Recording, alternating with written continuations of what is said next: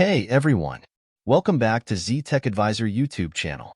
Today, we're diving into the world of animation. Specifically, we'll be showing you how to bring your flowcharts to life with some sleek animations. Animating your flowchart connections is easier than you might think. First, simply select all the connections you want to animate. You can do this by clicking Edit and choosing the Select Edges option, or you can use the shortcut Ctrl plus Shift plus E, CMD plus Shift plus E on a Mac. Once you've got all your connectors selected, head over to the Properties section in the Style tab of the Format panel. Here, you'll find the option for Flow Animation. Click on it and voila! Your flowcharts are now flowing smoothly, adding an extra layer of dynamism to your visualizations. And the best part? This technique isn't just for bulk animations. You can apply it to individual flow animations as well, giving you full control over the movement of your chart elements.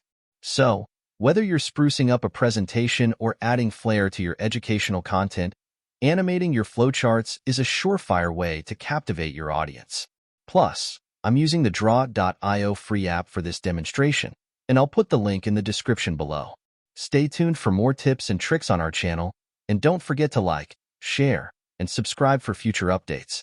Happy animating!